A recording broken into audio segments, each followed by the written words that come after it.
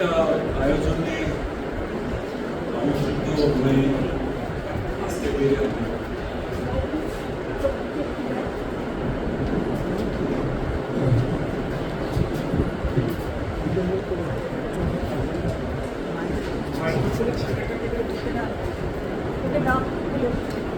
আমি অত্যন্ত সম্মানিত বোধ করছি এবং সেই সঙ্গে একটু শঙ্কিত, কারণ এমন একটা বিষয় নিয়ে আমাকে বলতে বলা হচ্ছে 21 শতক আখ্যানের নতুন নির্মাণ। আমি কি এই বিষয়টা নিয়ে বলার লোক, এরকম একটা ভাবনা আমাকে তাড়া করছে গত কয়েকদিন ধরে। আমাকে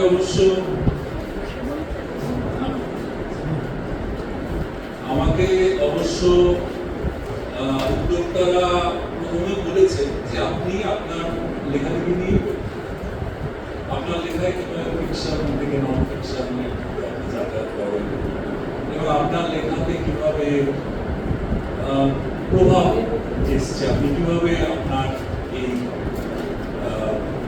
বিগত প্রায় 2 দশকের লেখক জীবন দাঁড়ানো হয়ে উঠেছে, এটা নিয়েই আপনি তো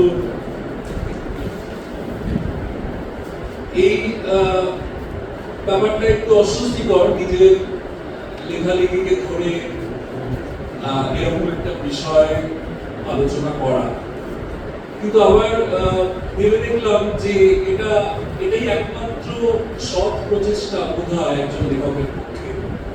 কারণ যদিও আমার নামের আগে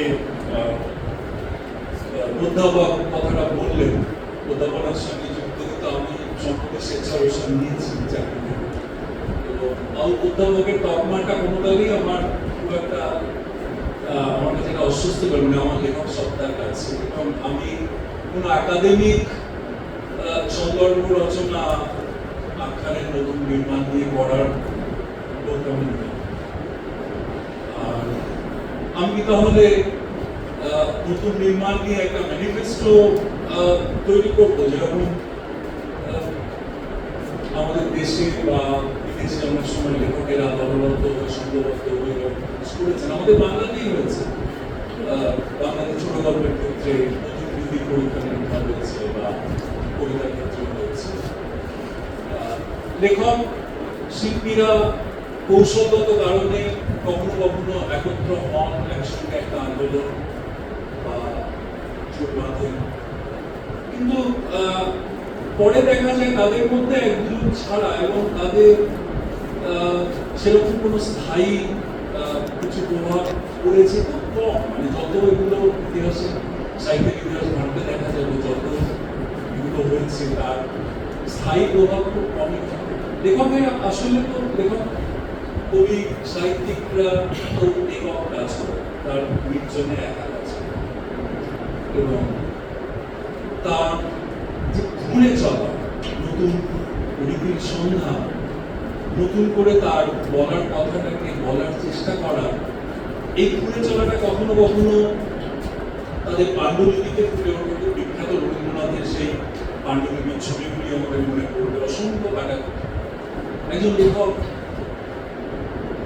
আসলে খুঁজছে, কাটাকুটি করছে, পাণ্ডুলিপির ভিতর দিয়ে করছে, কিন্তু আজকাল তো লেখকরা কাগজে লেখে খুব কম, বিশেষ করে গদ্যকার কম্পিউটারে লেখে, সেখানে কাটাকুটির চিহ্ন থাকে। তবে লেখকের এই ঘোরাঘুরিটা শুরু হয় কিন্তু সাদা পাতা বা সাদা স্ক্রিনের সামনে বসার আগে থেকে। এটা একটা প্রক্রিয়া চলতে থাকে, নিজের সঙ্গে সংলাপ এবং নতুন রীতি বলার, নতুন ভাষা অনুসরণ। এই ঘুরে চলাটা কিন্তু লেখক একা একা করেন, শূন্যের মধ্যে বসে নিরানন্দ ভাবে ব্যাপারটা হয় না। এর একটা প্রেক্ষিত থাকে, যখন নতুন পাঠক আসে, নতুন পাঠক হচ্ছে, তারা যখন লেখকের লেখকের কাছে দাবি করেন তার কমফর্ট জোন থেকে বেরোনোর জন্য, তাকে যখন চ্যালেঞ্জ করেন, সেই চ্যালেঞ্জটা কিন্তু জরুরি। তবেই কিন্তু নতুন নির্মাণ সম্ভব বা ইতিহাস যেগুলো দেখা যাবে সেই সময় কিন্তু ঘটেছে। এই চ্যালেঞ্জটা না থাকলে কিন্তু হবে না।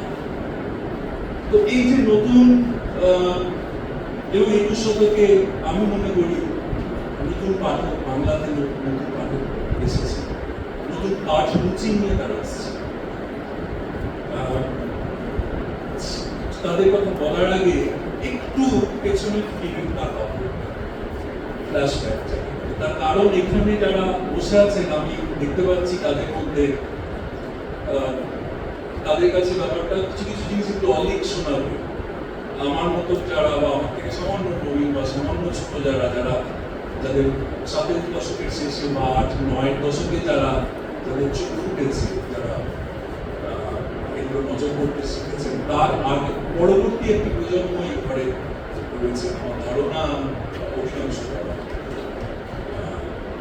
৮-৯ দশকে ২০ শতক ২১ শতক আসার আগে ছবিটা কেমন ছিল বাংলা সাহিত্য চর্চা এবং পাঠ হচ্ছে। আমি বড় হয়েছি একটি কলকাতার উপকণ্ঠে মফস্বল শহরে ভাটপাড়া। সেখানে একটি প্রতিষ্ঠান ছিল, যে প্রতিষ্ঠানটির কথা শুনতে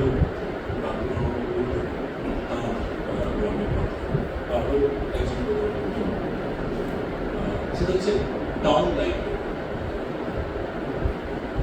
আমার মনে আছে ৭০ দশকের শেষে ৮০ দশক ৯ দশকে টাউন লাইব্রেরিটা খুব দুপুরের পর সুন্দর বন্ধ। প্রতিদিন অসংখ্য মানুষ শহরে তারা আসতেন, মূলত কম বয়সী ছেলে মেয়ে এবং প্রবীণেরা, অবসরপ্রাপ্ত প্রবীণের সংখ্যা বেশি।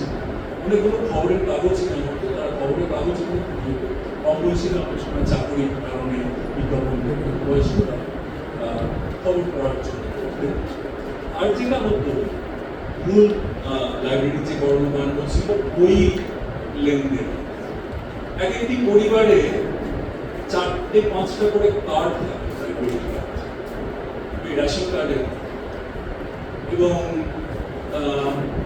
হয়তো মায়ের, জেঠিমার, দাদু, এরকম বিভিন্ন পরিবারের সদস্যের ৪-৫টা করে কার্ড, এবং সাধারণত কম বয়সী, আমাকেও যেতে হয়েছে, কম বয়সী তাদেরকে পাঠানো হতো, তারা দিয়ে দিত। এবং লাইব্রেরিয়ান আমাদের খুব একজন দীর্ঘকাল ছিলেন, তিনি মোটামুটি জানতেন তার কে কি ধরনের বই পড়েন এবং সেই অনুযায়ী তিনি বই বেছে দিতেন।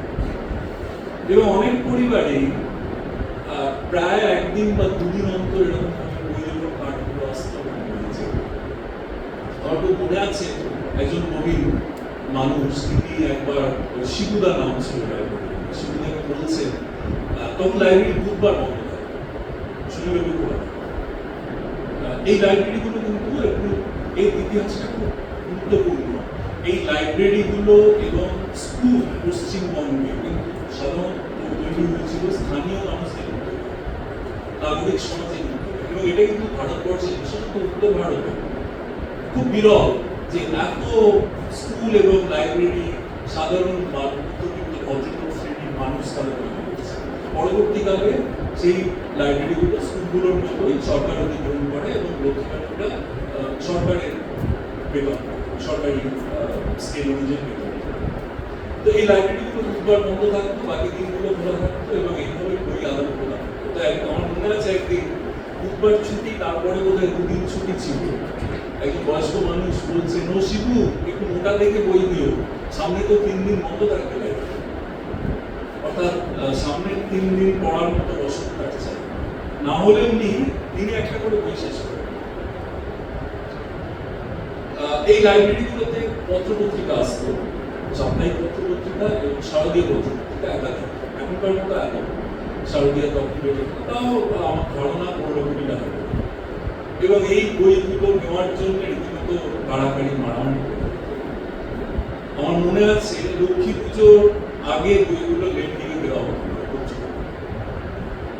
পরে দেওয়া হতো এবং লক্ষ্মী পুজোর পরের দিন যেদিন লাইব্রেরি খুলতো সেদিন সকাল থেকে লাইন পড়তো লাইব্রেরির দরজার সামনে কে আগে, কারণ প্রিয় পত্রিকাটি আগে নিতে হবে এবং ওই প্রিয় পত্রিকাগুলোর একটা মোটামুটি একটা অলিখিত মাপকাঠি ছিল। সাধারণত সব থেকে শেষে যে পত্রিকাটি বেরোতো নাম করবো আমরা জানি, সেটি ছিল সব থেকে উচ্চ মানে এবং সেটি সাধারণত বলে ষষ্ঠীর দিন এবং প্রচুর মানুষ তারা বেড়াতে যেতেন কলকাতা থেকে ছুটিতে মধ্যবিত্ত সপরিবারে, তারা ওই হাওড়া স্টেশন থেকে পত্রিকাটি কিনতেন, কারণ সেদিন বেরিয়েছে বা তার আগের দিন পত্রিকাটি নিয়ে তারা ট্রেনে বেড়াতে এবং সপরিবারে পরিবার। এটা যারা আজকে এখানে আমার ধারণা ওই 25 থেকে 30-এর মধ্যে বয়সী তাদের কাছে কোন লেখক এবার কি লিখছেন, কি লিখলেন এ নিয়ে রীতিমতো চর্চা হল এবং সাদা কালো টিভির যুগে 8-এর দশকে টিভিতে অনুষ্ঠান হতো এবার কোন ঔপন্যাসিক কি লিখলেন, কে কি লিখলেন সেই লেখা নিয়ে অনুষ্ঠান। এইরকম একটা স্বর্ণযুগ, যদি আমি এটাকে স্বর্ণযুগ বলি, এটা চলেছে 9 দশকের মোটামুটি মাঝামাঝি পর্যন্ত আরেকটু আগে। তারপর দেখা গেল আস্তে আস্তে বাড়িতে মধ্যবিত্ত বাড়িতে টেলিভিশন ঢুকে গেছে ইতিমধ্যে। শনি রবিবার করে ছায়াছবি দেখানো, বোধহয় শনিবার বাংলা, রবিবার হিন্দি, এবং দেখা গেল শনি রবিবার লাইব্রেরি ফাঁকা হয়েছে। শনি রবিবারে লোক আসছে এবং আমার মনে আছে বোধহয় ওরকম 9 দশকের মাঝামাঝি বুধবার থেকে লাইব্রেরির ছুটির দিন সরিয়ে রবিবার করা, কারণ যে কারণে বুধবার করা হয়েছিল ছুটির দিনে বেশি লোক আসবে দেখা করছে। এগুলো খুব গুরুত্বপূর্ণ ঐতিহাসিক ঘটনা বলে আমি মনে করি। এই যে এক একটি বাড়িতে 4-5টা করে বই নিয়মিত সপ্তাহে অন্তত 2-3 বার করে যেত, এই বাড়িগুলোতে বই কিরকম থাকতো? আমি আমার ছোটবেলায় বড় হওয়া একটি মফস্বল শহরে এবং মোটামুটি শিক্ষিত লোকের বাস, সেরকম একটা শহরের কথা বলতে পারি যেটা কম বেশি মিল বাড়িতে স্থায়ী বই পড়তে সাধারণত থাকতো কিছু ক্লাসিক, শরৎচন্দ্র, রবীন্দ্রনাথের হয়তো জন্মবিংশ, কিছু ধর্মের বই, ধর্মগুরুদের জীবনী জাতীয় বই, আর বিয়েতে উপহার পাওয়া কিছু। সে বইগুলো কিছু বিশেষ ধরনের লেখক, সবসময় যে সেই সময়কার সব থেকে গুরুত্বপূর্ণ বা জনপ্রিয় লেখকদের তাও নয়। সেগুলো আমি ঠিক করেছি লেখকদের নাম বলবো না, কারণ নাম বলার বিপদ হচ্ছে খুব গুরুত্বপূর্ণ কারোর নাম বাদ করে দেবে, এটাও আমি এখানে বলছি। শঙ্কর আর নিমাই ভট্টাচার্য ছাড়া আর বোধহয় বিয়েতে পাওয়া খুব বড় মোটা বই বিশেষ দেখা যেত। অনেক লেখক ছিলেন যারা এখন হারিয়ে গেছে, তাদের নাম আমরা কেউ জানি না, এবং সেই বইগুলো পাড়ার মনিহারি দোকানে পাওয়া যায়।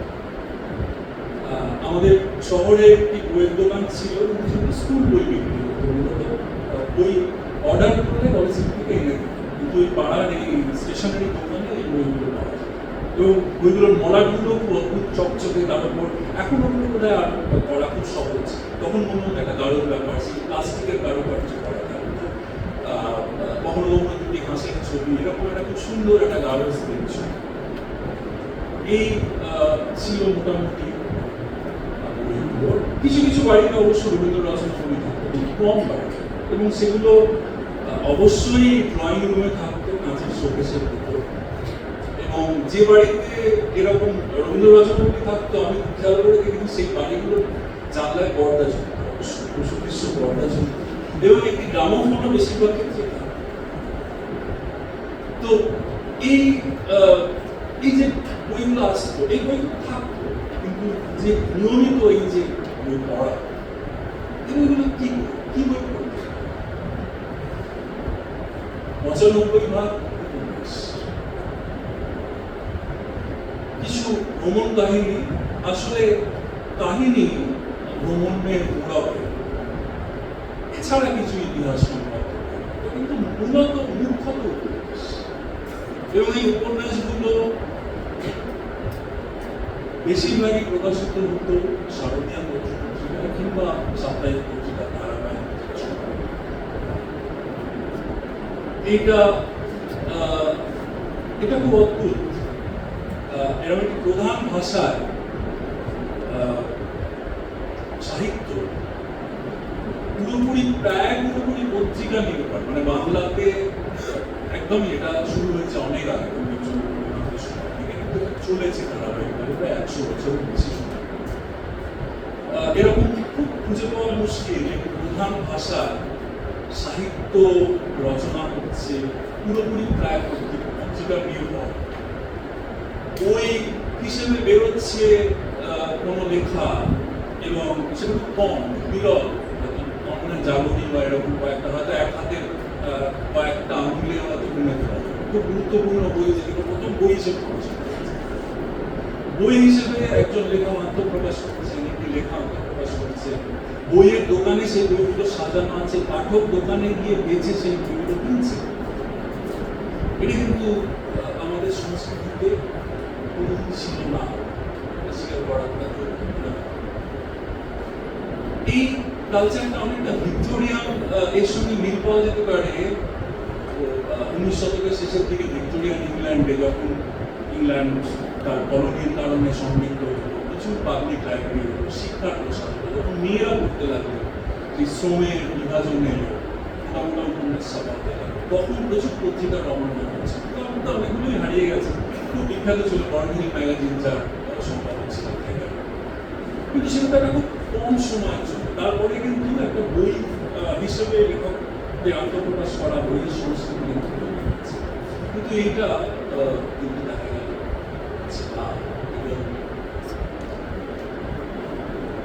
যে লাইব্রেরিগুলোর কথা বললাম, প্রথমে শনি রবিবার, সিনেমায়, তারপর এই 9 দশকের মাঝামাঝি বিশ্বায়ন হচ্ছে, যে বিশ্বায়নের কথা বলব, এবং বিভিন্ন চ্যানেল আসছে, একাধিক চ্যানেল আসছে, রঙিন টিভি চলে এসছে, এবং টিভি সিরিয়াল প্রতিদিন একটি নির্দিষ্ট সময়ে সিরিয়ালাইজ চলছে। বাকিটা ইতিহাস, বাকিটা কি হলো আমরা সেটা জানি। এখন বাংলাতে একটা কথা আমরা খুব বলি, কথা সাহিত্য। সাহিত্যের আগে একটা কোয়ালিফায়ার জুড়ে কি কথা, কথাটা তো একজন কাহিনী, কাহিনী নির্ভর সাহিত্যের কাহিনী নির্ভরতা। একটি পত্রিকা দিয়ে যখন সেই সাহিত্য বাহিত হচ্ছে, এই আলোচনার একটি শব্দ ধার করে বলে বিকৃত হচ্ছে, তখন কি ঘটে? তখন একটা পরিবর্তন তো ঘটে। পরিবর্তনটা হচ্ছে পত্রিকা কিন্তু একটা গোত্র নির্দিষ্ট করে দেয় প্রথমেই উপন্যাস, রম্যরচনা, প্রবন্ধ, কবিতা, ভ্রমণ, অর্থাৎ সঠিক ক্যাটেগরি তাদের খুব একটা অসুবিধে থাকার কথা নয়, তাদের কিন্তু মোটামুটি ভাবে 6 বা 7 দশক নাগাদ যেটা ঘটতে লাগলো বাংলাতে, 2-3টি প্রধান পত্রিকা তারা তাদের কিছু লেখক, তাদের সেই পত্রিকা গোষ্ঠীর লেখক গোষ্ঠী এবং প্র্যাকটিক্যালি মনোপলি, মানে একজন লেখক থেকে শুধুমাত্র তার উপন্যাস একটি নির্দিষ্ট পত্রিকাতেই লিখতে পারবে। এইটা যবে থেকে চালু বাড়তে লাগলো, তখন কিন্তু আমরা খেয়াল করব যে হ্যাঁ, অবশ্যই প্রত্যেক লেখক তার নিজের জগৎ, নিজের অভিজ্ঞতা নিয়ে আসছে, কিন্তু লেখার যে শৈলী, আখ্যানের যে গঠন, গড়ন, সেটা কিন্তু কাহিনী কেন্দ্রিক হয়ে উঠছে। কাহিনীকে টেনে নিয়ে যাওয়া, যদি একটা ধারাবাহিক উপন্যাস হয়, বিখ্যাত ধারাবাহিক উপন্যাসগুলোর কথা আমাদের মনে পড়বে, সেখানে কিন্তু প্রতি ধারাবাহিক একটা করে হুক দিতে হচ্ছে যাতে পাঠক পড়ে যান, এবং কোথাও গিয়ে কিন্তু এক ধরনের যাকে বলে হোমোজেনিটি তৈরি হচ্ছে। সেটা এতটাই যে একটি কোনো নির্দিষ্ট পত্রিকার লেখক গোষ্ঠী কয়েকজনের লেখার মাঝখান থেকে যদি এক পাতা করে কাউকে দেওয়া যায়, যদি বলা যায় যে বিষয়টাকে ইগনোর করো, জাস্ট ভাষাটা দেখো, কিভাবে বোনা হচ্ছে দেখো, আখ্যানটা দেখো, খুব কঠিন আলাদা করতে পারে অনেক সময়। এই হোমোজেনাইজেশনটা ঘটছে। এবং শুধু যে একটি নির্দিষ্ট পত্রিকার ছত্রছায়ায় থাকা কোনো লেখকদের মধ্যে ঘটছে তা না, তার বাইরেও ঘটছে। নতুন যিনি লিখতে আসছেন, যিনি লেখার কথা ভাবছেন, তার কাছে ওইটা মডেল, একটা টেমপ্লেট হয়ে যাচ্ছে যে এইভাবে লিখতে পারে। ছোট ছোট বাক্য, সংলাপ, অ্যাকশন, খুব বেশি ডেসক্রিপশন নয়, তাত্ত্বিক কচকচি নয়, গল্পটাকে টেনে নিয়ে যেতে। এইটা হচ্ছে। এর বাইরে কি অন্যরকম লেখা হচ্ছে না? হ্যাঁ, অবশ্যই হচ্ছে। একাধিক লেখক রয়েছে, আমি আবারও তাদের নাম দেব, কিন্তু কখনোই সেটা মূল স্রোত বলা যাবে না। আমরা কেউ সেটা মূল স্রোত বলি, সেটা হচ্ছে ওই পার্শ্ব হাঁড়ি। এবং একজনের নাম করছি, এই এই খাঁড়ি, এই একটি প্রধান খাঁড়ির একজন নিঃসঙ্গ লাইট হাউস ছিলেন পবন কুমার মজুমদার। তার লেখার প্রভাব কি পড়েছে? তার সব থেকে ঘোষিত যিনি শিষ্য, বিখ্যাত উপন্যাসিকের কিন্তু একটি লাইনও তার মতো লেখার চেষ্টা করেন, বড় উল্টো দিকে হেঁটেছে। অত্যন্ত স্বচ্ছ, বেগবান একটি গদ্যের কাহিনী আছে, যেটাকে আমরা বলি ভাষার প্রসাদ গুণ। প্রসাদ গুণ শব্দটার মানে বোধহয় তাই যে স্বচ্ছ প্রাঞ্জল হবে, জলের মতো, যাতে যেমন বহমান স্বচ্ছ জলের উপর দিয়ে যেমন তলায় নুড়ি পাথর দেখা যায়, সেরকম কাহিনীটা দেখা যায়। খুবই একটা কঠিন শিল্প, সেটা আয়সাধ্য শিল্প, কিন্তু পাঠকের কাছে খুব অনায়াসে একটা কাহিনী পৌঁছে যাচ্ছে। এবার এই কাহিনী পেতে পেতে যেতে পেতে পাঠক, এবং আমার মনে আছে যে আমি নৈহাটি অঞ্চলে সমরেশ বসুকে কেন্দ্র করে একটি লেখক গোষ্ঠী গড়ে উঠেছিল। পরবর্তীকালে তাদের কয়েকজনের সঙ্গে যোগাযোগ, তারা আজকেও বেছে নিল, তারাও বিখ্যাত বিভিন্ন পত্রিকায় লিখত। তারা একটা কথা বলতেন, পাঠকের খাওয়াতে, পাঠক খায়। তো পাঠক খেতে খেতে পাঠক সরে গেল, পাঠক আরো অনায়াস একটি মাধ্যম পেল, যেখানে দৃশ্য শ্রাব্য মাধ্যমের ভেতর দিয়ে কাহিনী আত্মসাৎ করা যায়। টেলিভিশন, সিরিয়াল, এটা মোটামুটি 9 দশকের শেষে খুব দ্রুত এই বিখ্যাত জনপ্রিয় লেখকদের কিন্তু বইয়ের কতটা কমলো, কিভাবে কমলো, এইটা তথ্য পাওয়া খুব মুশকিল। বাংলার এক বিখ্যাত চলচ্চিত্র অভিনেত্রী বয়সকালের ছবি পাওয়া গেল, সেটাও পাওয়া যায় না। তবে একটা চিহ্ন আছে, এই সময় কিন্তু এদের রচনাবলী, এমনকি জীবিত খুব বেশি বয়স না যাদের এখনো দীর্ঘদিন লিখবেন, তাদের লেখার রচনাবলী আলাদা করে ওই যে ছোট ছোট বইগুলো যেগুলো লাইব্রেরিতে পাওয়া যাবে, সেই বইগুলো কিন্তু মার্কেট থেকে চলে গেল। একজন কোনো প্রিয় লেখকের একটি উপন্যাস, যেটা আমার খুব প্রিয়, আমি বুঝতে চাইলে আমি কিন্তু পারবো না, এটা কিন্তু শুরু হচ্ছে শেষ। এই যখন বাংলার ছবিটা তখন বহির্বিশ্বে কি করছে, তখন একটা খুব মানে আমাদের কাছে এসে পৌঁছচ্ছে এক্সাইটিং জিনিস হচ্ছে বিশ্ব সাহিত্যে। নতুন লেখক নতুন কণ্ঠস্বর নিয়ে আসছে। আমরা আফ্রিকান আমেরিকান লেখকদের কথা, এই বিশেষ করে মহিলা টনি মরিসন, অ্যালিস ওয়াকার, তার একটু আগে জেমস বল্ডউইন, এরা কিন্তু শুধু যে নতুন তাদের মানে আমেরিকায় কৃষ্ণাঙ্গদের জীবনের যে মিলন, যে আলাদা বৈশিষ্ট্য, সেগুলোকে তুলে আনছেন, তারা নতুন ভাবে তুলে আনছে, নতুন ভাষায় তুলে আনছে। এবং যেটা রিজেক্ট করছে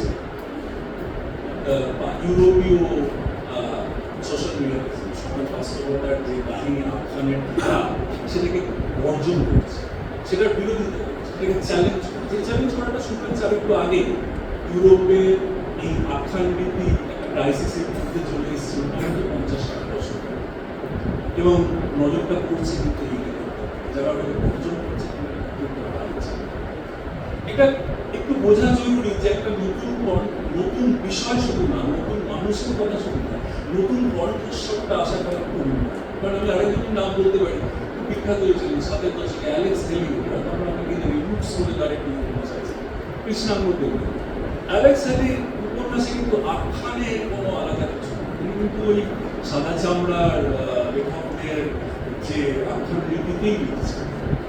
কিন্তু এই ধরা যাক টনি মরিসন বা অ্যালিসন বা জেমস ওয়ার্থ, এদের লেখার একটা পাতা দেখলে কিন্তু বোঝা যায় এটা আলাদা, এবং তিনজন লেখকের তিনটে বই থেকে যে কোনো একটা করে পাতা সাজিয়ে দিলে কিন্তু বোঝা যায় যে এটা আলাদা আলাদা। সব থেকে চাঞ্চল্যকর ঘটনাটি ঘটছে আর লাতিন আমেরিকা আমাদের কাছে আসছে, এবং এটাও ঘটনা সেই সময় ইসলামের কারণে এগুলো আমাদের কাছে আসতে শুরু করেছে। মানবেন্দ্র বন্দ্যোপাধ্যায় খুব জরুরি কাজ করেছেন তার আগে। লাতিন আমেরিকা ব্যাপারটাই একটা বায়বীয় ব্যাপার ছিল, অনেক বিস্তীর্ণ একটি মহাদেশ, এখানে অসংখ্য দেশ, তাদের মিশ্র আলাদা আলাদা সংস্কৃতি, আলাদা শুধুমাত্র ভাষা, ব্রাজিল বাদ দিলে শুধুমাত্র হিসপানিক ভাষা ছাড়া তাদের মধ্যে যোগসূত্র অবশ্যই আছে, কিন্তু সেটাকে একটা সূত্র বাঁধা এবং সেইভাবে সেটাকে প্রজেক্ট করা, এটা কিন্তু মোটামুটি 60-70 দশকে আমরা জানি। লাতিন আমেরিকান বুম বলে গার্সিয়া মার্কেজের 47 সালে সেই সময় নজর দিয়ে পড়তো, কিন্তু তার আগে থেকেই এটা হচ্ছে। আলে কার্পেন্টিয়ারের হাত ধরে, আলে কার্পেন্টিয়ার, আমরা ম্যাজিক রিয়ালিজম কথাটা ব্যবহার করি, যেটা খুব অস্বস্তিকর, আর্টিস্ট নিজেও খুব আপত্তি করেছেন বা লেখাটাও।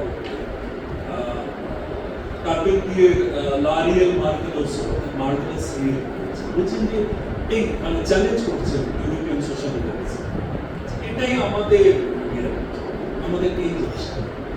সেখানে মিথ আসছে, লোককথা আসছে, তাদের ওরাল ট্র্যাডিশনস আসছে, সেগুলো নিয়ে তার সঙ্গে, এবং কিন্তু প্রত্যেক লেখক তার আলাদা আলাদা ভাবে করছে। বোর্হেস যেভাবে করছেন সেভাবে গার্সিয়া মার্কেজ করছেন, তার সঙ্গে ভার্গাস জোসা আর আগে কার্পেন্টিয়ার বা আস্তে আস্তে, কিন্তু সব মিলিয়ে কোথাও একটা নতুন কণ্ঠস্বর, একটা আলাদা কণ্ঠস্বর চ্যালেঞ্জ হচ্ছে, এবং নতুন পাঠক তৈরি হচ্ছে, এই লেখাপড়ার নতুন পাঠক তৈরি হচ্ছে। গার্সিয়া মার্কেজের 100 Years of Solitude যখন বেরোয়, তখন লাতিন আমেরিকাতে একটি উপন্যাস ছাপানো 500-600, সেই বইটা বার হওয়ার পর 6 মাসের মধ্যে বোধহয় লাখখানেক কপি। এই নতুন পাশাপাশি যদি আমি নন ফিকশনের ক্ষেত্রে দেখি, লাতিন আমেরিকা দিয়ে এডুয়ার্ডো গ্যালিয়ানো, আমাদের ভারতীয় বংশোদ্ভূত ভিএস নৈপাল, তার ফিকশনের ক্ষেত্রে যেমন নন ফিকশনের ক্ষেত্রে একদম একটা নতুন ধারা আছে, এবং ফিকশন নন ফিকশনের মাঝখানের কেন্দ্রিকতা বসে আছে। এক্ষেত্রে আমি আরেকজন লেখকের কথা বলবো, যার লেখা আমরা একটু পরে পেয়েছি, ডব্লিউ.টি. সিপার্ট, জার্মান লেখক, মারা গেলেন, যার লেখা শুরু হয়েছে মোটামুটি 21 শতকে। তার লেখাতে আখ্যান রীতিতে তিনি নানা রকমের ভাবনা আছে, তার মধ্যে কখনো নন ফিকশন, কখনো ট্রাভেলগ, ভ্রমণ কাহিনী, কখনো আঞ্চলিক ইতিহাস, এই সব কিছু এসে মিশছে। এবং তার বই প্রকাশের সময় প্রকাশক জিজ্ঞেস করেছিলেন যেটা হয় বইয়ের পেছনে কি গোত্রের বই লিখে দেওয়া হয়, যাতে বইয়ের দোকানি বা লাইব্রেরিয়ানদের সুবিধা হয়, সেই কারণে লেখা হয়। কিন্তু এটা এখন এটা করে একটা নির্দিষ্ট হয়ে গেছে কি কি আছে, তা উনি বলেছেন সব কিছু। এবং সিবাল্টের কোনো বই দেখলে পেছনের পাতায় উল্টো ব্যাক কভারে দেখবেন ট্রাভেলগ, মেমোয়ার, ফিকশন, টোটালিস্ট, এরকম 4-5 ক্যাটাগরি রয়েছে, অর্থাৎ আখ্যান। আমি আরেকজন লেখকের কথা বলবো নন ফিকশন, অরুন্ধতিরায়। আমি অরুন্ধতিরায় গডস মার্কেন্সের কথা বলছি।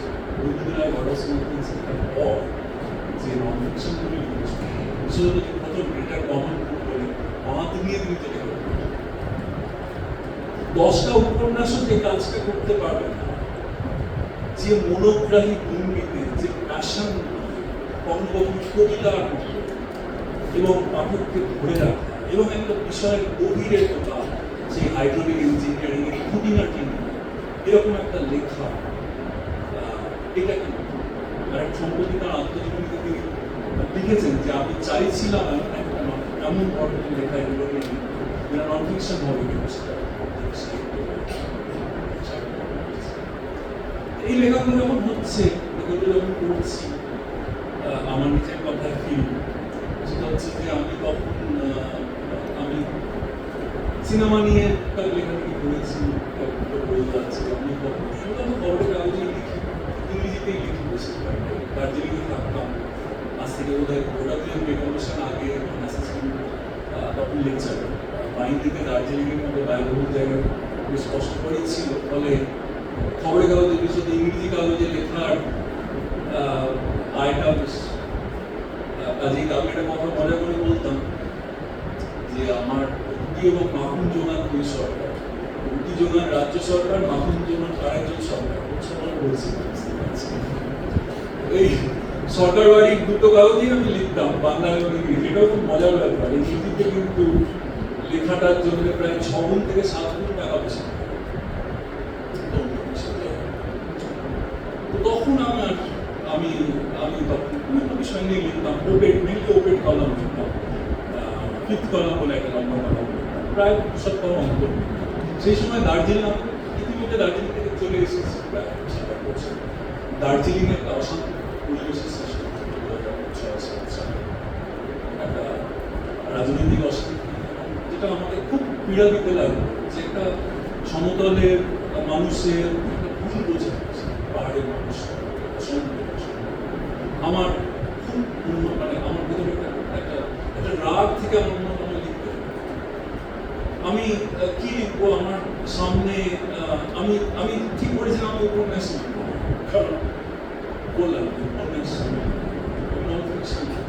কি লিখবো,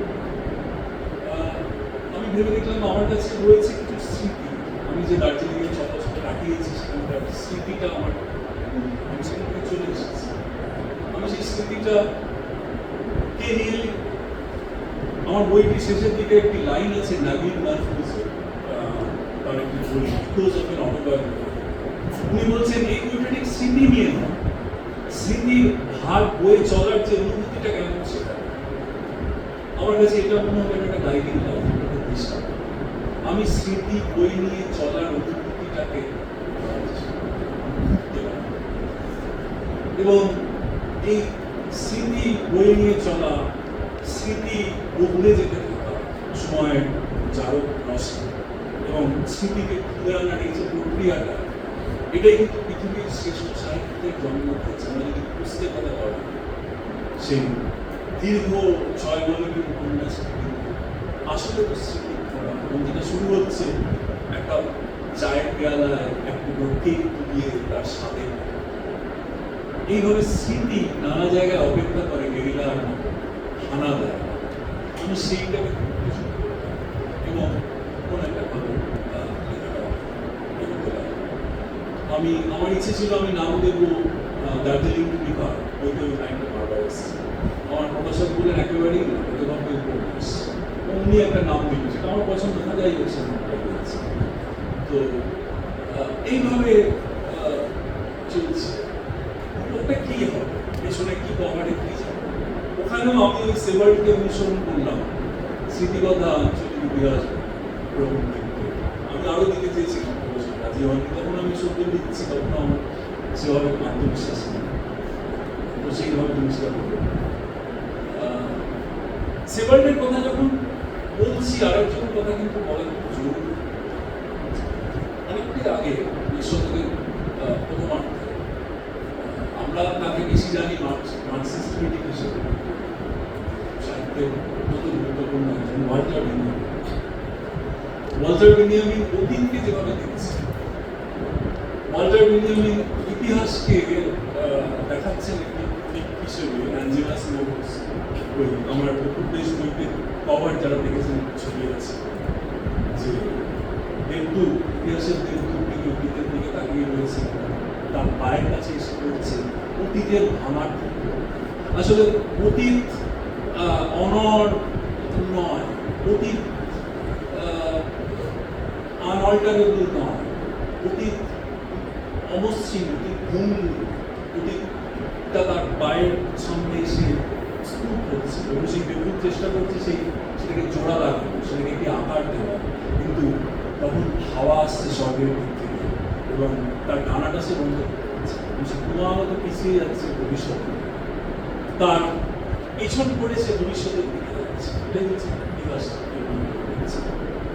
এবং এই কালচার বিল্ডিং পরবর্তীকালে আর্কিডস প্রজেক্ট বলে একটি প্রজেক্ট হাতে নিয়েছিলেন, যেখানে উনি ঠিক করেছিলেন উনি গোটা ইউরোপীয় গণতন্ত্রের ইতিহাস এবং সংস্কৃতি থেকে পড়বেন একটি বইয়ে, যেখানে তার একটিও লাইন তার নিজের হবে না, টুকরো টুকরো জুড়ে জুড়ে কোনো একটি কোটেশন, চারটি লাইন, কোনো একটা চিঠির অংশ, কবিতার অংশ, এইভাবে ঠিক যেভাবে ওই দেবদূত যেভাবে ইতিহাসের টুকরো আবর্জনাকে জোড়ার চেষ্টা করছে, ওইভাবে তিনি জোড়াটা হবে তাঁর, লেখার টুকরোগুলো কোনটাই তাঁর। এবং একটা দীর্ঘ প্রজেক্ট, অনেকটা কাজও করেন, আচ্ছা শেষ করতে পারেননি, কারণ সময়ের হাওয়া এসে তাকে উড়িয়ে দিয়েছে নাৎসি যুদ্ধে।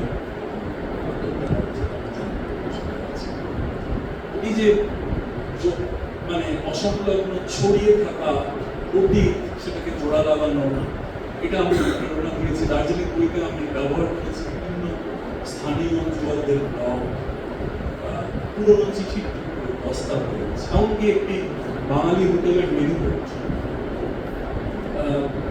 একটা আখ্যানকে গাঁথার চেষ্টা করা, যেটা এই সময়টা ভাঙাচোরা একটা জিনিস করার চেষ্টা করেছে। পরবর্তীকালে এই জিনিসটা আমি ড্যান্সিং আমার করতে আরো বেশি করে ফেলেছি, সেখানে আমি ছবিও ব্যবহার করেছি, যেটা সিবার্ডের প্রভাব রয়েছে। সিবার্ডের লেখার এরকম ছবি আছে, যেগুলো কিন্তু উনি জোগাড় করেছিলেন ইউরোপের বিভিন্ন শহরের স্ক্র্যাপ মার্কেট। তার বিষয় ছিল হলোকস্টের পরবর্তী জার্মানি, এবং সেই যে স্ক্র্যাপ মার্কেটে যে অসংখ্য ইহুদিদের যেসব স্মারক এখনো, মানে আমি 2 বছর আগে আমরা দেখেছি বার্লিন বা ড্রেসডেনের মতো শহরে প্রতি সপ্তাহে ফ্রি মার্কেট বসে, সেখানে রাশি রাশি সেই স্মারক এখনো পাওয়া যায়। তার মধ্যে কিছু ফেক, কিছু সেইগুলোকে জুড়ে জুড়ে তার আখ্যানটাকে আমি ড্যান্সিং আমাতে চেষ্টা করা, কারণ ড্যান্সিং আমার বিষয় হচ্ছে 3 যুবক যাত্রা করছে একটা অঞ্চলে, যে অঞ্চলটা আছে কিন্তু নেই, ইংরেজিতে বলে লিমিনাল স্পেস, যেটা বেঙ্গল প্রেসিডেন্সির অংশ ছিল একসময়, আমাদের পশ্চিম থেকে বাঙালি পশ্চিম, যেটা হারিয়ে গেছে। সেখানে বাঙালি বারে বারে গেছে, সেখানে পালামু লিখতে প্রথম আমাদের গুরুত্বপূর্ণ প্রথম ভ্রমণ কাহিনী। এটাও কি বলবো, এটা নিয়ে প্রশ্ন থাকে, এটা ডিটেলস ভ্রমণ কাহিনী না ফিকশন, পার্টি ফিকশন। তিনি যাচ্ছেন, তারপরে বিভূতিভূষণ ঘোড়া ছোটাচ্ছেন, যে লটটুলিয়া নাড়া হয়ে যাবে, ঘোড়া ছোটানোর মধ্যে তার মধ্যে একটা যে বিভূতিভূষণ নয়, সরি সত্যচন্দ্র, কিন্তু আমরা ধরে নিতে পারি বিভূতিভূষণ, তার মধ্যে একটা যে ইমাজিন ল্যান্ড, আমাদের এই স্পেসটা রয়েছে। এবং সেটা আমরা দেশভাগ নিয়ে যতটা চর্চা করেছি, যত সাহিত্য সৃষ্টি হয়েছে, এই 1912 সালে যখন ভূমিকম্প জুড়ে গেল এবং বিহার, উড়িষ্যার আসাম, বাংলাদেশ চলে গেল, সেটার যে কালচারাল এবং সাইকোলজিক্যাল চর্চা হয় না। কিন্তু এই অঞ্চলটা কোনো একটা ভাবে আমাদের চেতনায় হয়ে গেল, একটা কেটে ফেলা অঙ্গের মতো, সূর্যাদের অনেক সময় হয়, হাত পা কেটে যাওয়ার পরে কেটে যাওয়া অঙ্গটা শুরু করে, সেরকম আমাদের শুরু করতে লাগলো। এবং আমরা দেখছি 50-এর দশকে সুনীলরা যাচ্ছে, সুনীলের লেখা অন্যের দিনরাত্রির উপর বেশ করে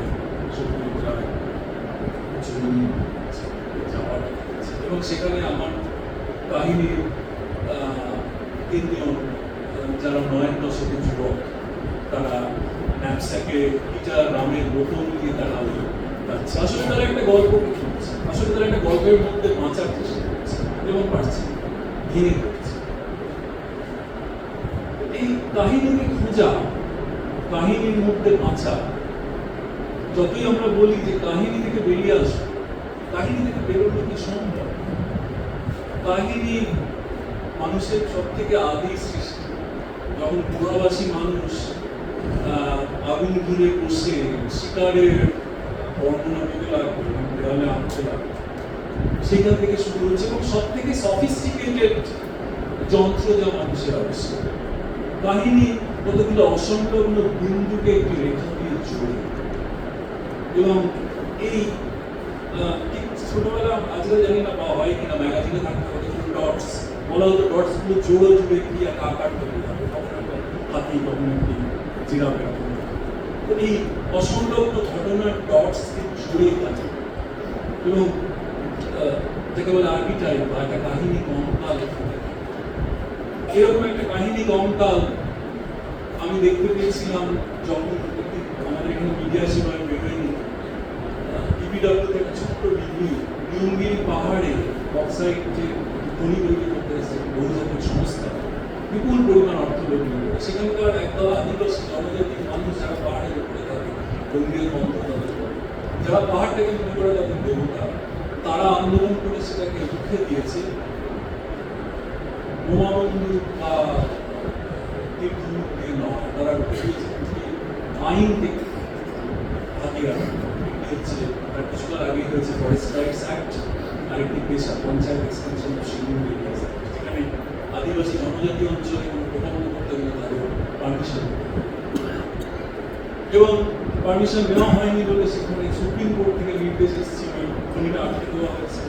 সুপ্রিম কোর্ট থেকে নির্দেশ এসেছিল গ্রামসভা, এবং সেই গ্রামসভায় জেলা স্তরের বিচারক যাচ্ছেন ওই উত্তম পাহাড়ে, যেখানে গিয়ে মানুষের কথা শুনছে, মানুষের রায় শুনছে, এবং খনিটা হচ্ছে আজও হয়। আমি যখন এটা পড়লাম আমার মনে হলো যে এটা একটা রূপকথা হলো, এবং আমি সেখানে যাই,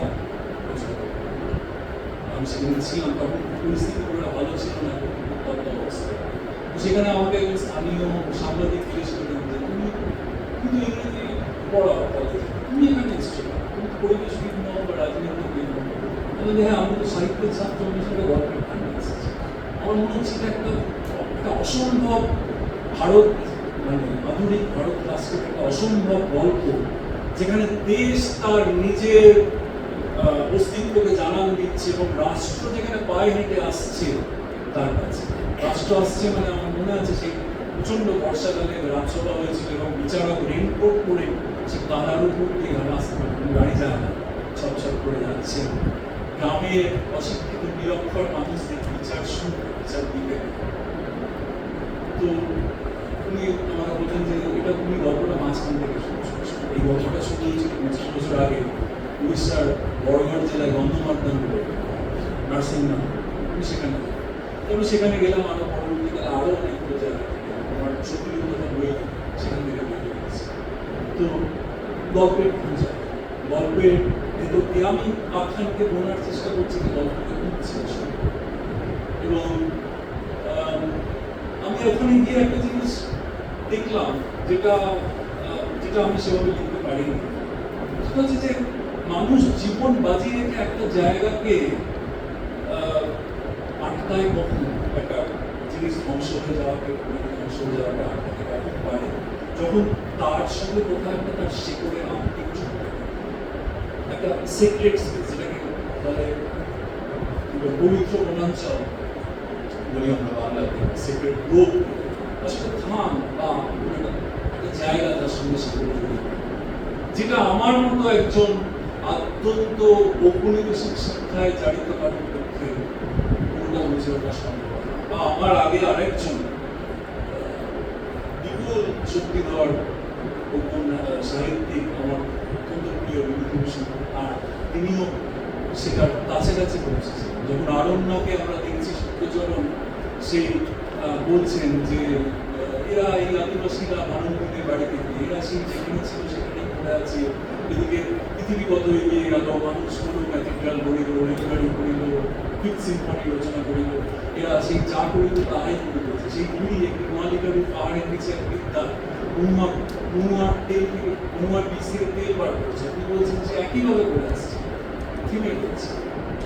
এই যে থেমে থাকা বনাম এগিয়ে যাওয়া, ক্রমাগত উন্নতি প্রোগ্রেস, যেটাকে ইংরেজি বলে সোশ্যাল ইভলিউশন, সামাজিক বিবর্তন, মানে সবসময় বেটারের দিকে আমরা যাচ্ছি। আজকে আমরা জানি এটা একটা দিক। বিভূতিভূষণ বা সত্যচরণ বুঝতে পারছেন যে একটা অন্য কিছু রয়েছে যেটা তিনি পৌঁছতে পারছেন না তার ওই পাশ্চাত্য শিক্ষা দিয়ে। বলছেন যে এই বিদ্যার মাথার একদিনের চিন্তা স্রোত জানার জন্য আমি আমার 1 মাসের মাইনে দেবো চাইছি।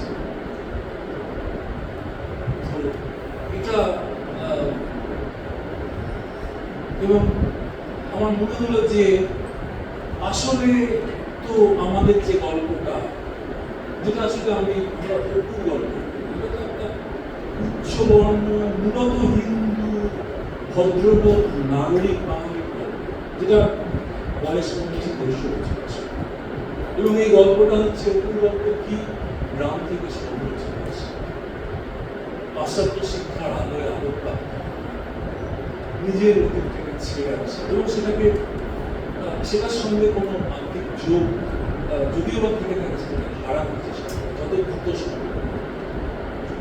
ওই অপরাজিত ছবিতে মনে আছে বোধ হয়, সেই অস্থির হয়ে ঘুরে বেড়াচ্ছে, গ্রামে যেতে পারছে না, শহরে লাথি মারছে, বা পথের মাঝে লিখে আছে অপরাজিত আছে, তাতে ঢুকতে পারছে না, সেটা এই গল্পটা আসলে ছোট্ট মুসলিম শ্রেণীর গল্প। এর বাইরে যে বিস্তৃত বাংলা, এই বাংলাটার গল্পটা বা গল্পগুলো সেটাকে আমরা ওই আমাদের পুরনো ঔপনিবেশিক আখ্যান রীতি দিয়ে, আমাদের নাগরিক সচেতনতা দিয়ে গিয়ে আমরা বড়ভাবে বোঝার চেষ্টা করতে পারি, কিন্তু সেটাকে কি আমরা পারবো? বিভূতিভূষণ 1 মাসের মাইনে পাওয়া, সত্যচরণ 1 মাসের মাইনে করতে চেয়েছিল, সেটা পাওয়ার জন্য পাওয়া বলে অত সহজ না।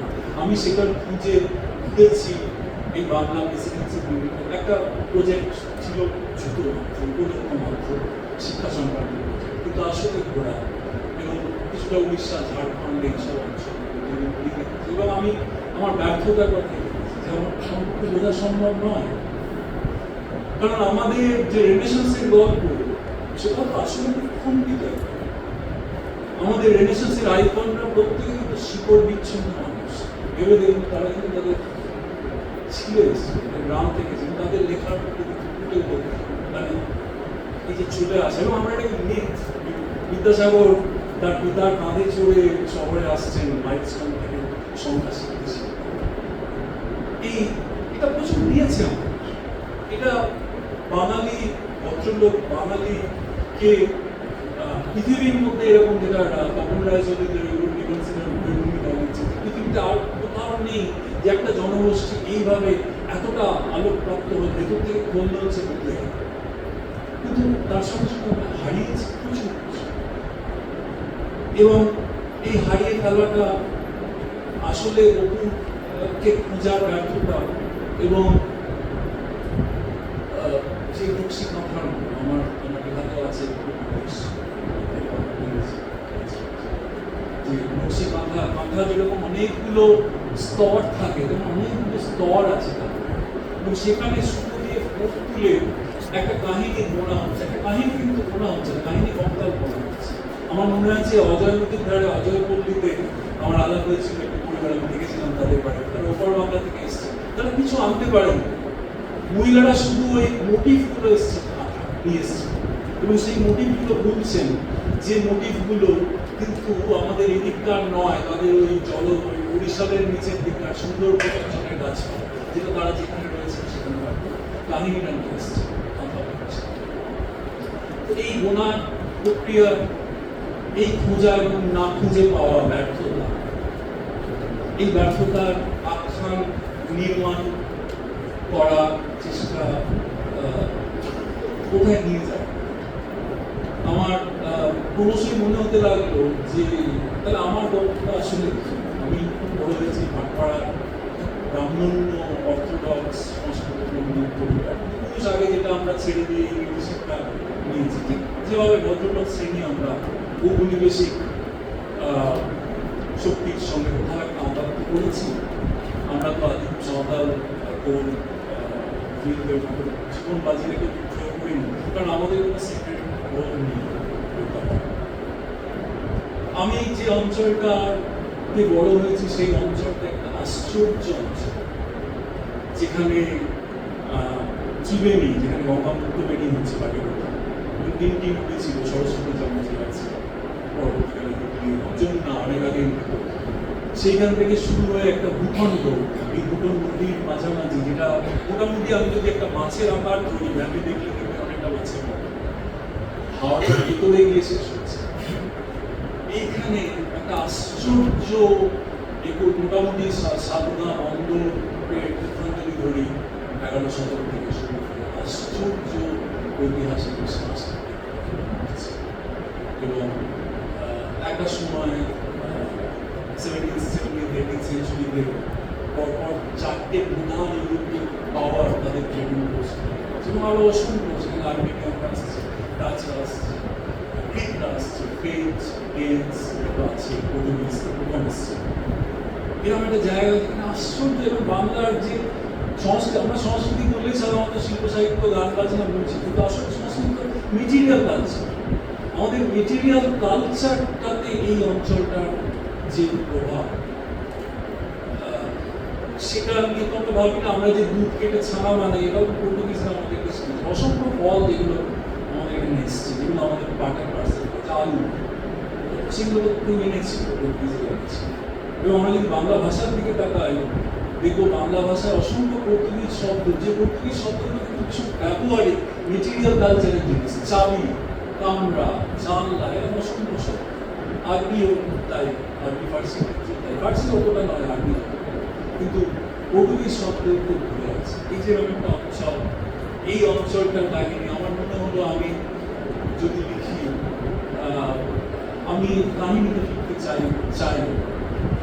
আমার মনে হলো মানুষের কাছে পৌঁছানো হবে। কারণ আমাদের দেশটা তো আসলে মানুষ কাহিনীতে বাঁচার চেষ্টা করি, কাহিনীর মধ্যে বাঁচি। তো আমার শেষ যে লেখাটি, যেটাকে আমি উপন্যাস বলছি, আগের লেখাগুলোর মধ্যে উপন্যাসের উপাদান অবশ্যই আছে, তেমনি এই লেখাটার মধ্যেও নন ফিকশনের উপাদান বসে আছে। সেখানে কিন্তু আমি বললাম, এবং আমার মনে হলো যে এই সময়টা, এটাকে ধরতে গেলে কখনোই একটা একমাত্রিক সরল রৈখিক কাহিনীর নির্মাণ করলে হবে না। এটাকে আসলে আমাদের এখানে ঠিক যেভাবে আমাদের এখানে মাটি বিভিন্ন, এবং এই গাঙ্গেয় পশ্চিমবঙ্গে যেটা ঘটেছে, অসংখ্য নদীর ধারায় সারাক্ষণ খাদ বদলেছে এবং মাটি সারাক্ষণ, যাকে বলে ধুয়ের মধ্যে ঘেটেছে। আমি একটা শব্দ, একটি কথা ব্যবহার করেছি, রাধাদাস বন্দ্যোপাধ্যায় সাতটায় গিয়েছিলেন ভ্রমণ, কিন্তু ওই কথাটা উনি লেখেন, ব্যবহার করেছে যে the past and the present are so inextricably linked that seeking a chronological sequence is almost a mirage. Chronology খোঁজাটা হবে মরিচিকার। এই ক্রোনোলজি শব্দটা আজকে আমাদের কাছে খুব জরুরি হয়ে উঠছে বিশেষ রাজনৈতিক পরিপ্রেক্ষিতে। ক্রোনোলজি সমঝানোটা জরুরি হয়ে উঠছে, এবং আমার এই কাহিনীর মূল যে চরিত্র, তাকে ক্রোনোলজি সমঝাতেই হবে, তার কারণ তার অতীতটা ধোঁয়াশা, এবং সে একটা কাহিনী নির্মাণ করার চেষ্টা করছে। এই ছবিতে তার নিজের জায়গা শেষের দিকে এসে গেছি। জাস্ট যেটা দিয়ে শুরু করলাম আজকের পাঠক, হ্যাঁ আমি মনে করি বাংলাতে নতুন পাঠক, আমার খুব ভাগ্যবান আমি মনে করি। আমি এই ধরনের আখ্যানের পরীক্ষা নিরীক্ষা যেগুলো করার চেষ্টা করছি, আমি দেখেছিলাম সচিন পাঠক, আজকের পাঠক, নতুন পাঠক, নবীন পাঠক, তারা কিন্তু ওই আগের যে পাঠকের কথা বললাম তার থেকে অনেকটাই আলাদা। তারা কিন্তু ইংরেজি পড়তে জানে, এবং আজকে আমার মনে হয় এই ঘরে যারা আছে একটা বড় অংশই ইংরেজি মাধ্যমে পড়া, এবং তারা ইংরেজি পড়তে যথেষ্ট স্বচ্ছন্দ বোধ করে। ফলে এমন একটা কিছু দিতে হবে পাঠককে, যেটা বাংলার নিজস্ব, যেটা ইউনিক, যেটা এখান থেকে নিজস্ব, এবং সেটা দিতে পারলে পাঠক বলছে তার একটা ছোট্ট কংক্রিট প্রমাণ দিচ্ছে। অক্ষয় বাঙ্গের এই মনিন্দ্রগুপ্তে, এটা প্রথম প্রকাশিত হয়েছিল 70-এর দশকে, নিজে বার করেছে। সে বইটার কত কপি বিক্রি হয়েছিল জানা নেই। তার দ্বিতীয় সংস্করণ, প্রথম বোধহয় 300 কপি, তারপর একবার দ্বিতীয়বার ছাপা হয়েছিল, দায়ী হয়ে তার ঘরে পড়েছে। সেই বইটা ইনসিডেন্টালি আমারও কিন্তু নানা প্রকাশক অবকাশ এবং 2009 সালে নিয়ে এবং সমগ্রবার পেপার ব্যবহার 2009 থেকে আজ পর্যন্ত বোধহয় বইটির 15 থেকে 16টি সংস্করণ হয়েছে এবং প্রতিটা সংস্করণের মধ্যে সময়ের রেখা কিন্তু কমে আসছে এবং সংস্করণ বা রিপ্রিন্ট মানে কিন্তু পিওডি নয়, হাজারের বেশি চাপা হচ্ছে। এবং আমি অসংখ্য পাঠককে জানি যারা রাজ্যের বাইরে থাকেন, দেশের বাইরে থাকেন, যখন শীতকালে ফিরে যান পাটালি গ্রুপ জয়নগরের তোমার মতো তারা 3-4টি করে অক্ষয় মন্ত্রী নিয়ে যান বন্ধুদের বিরোধী।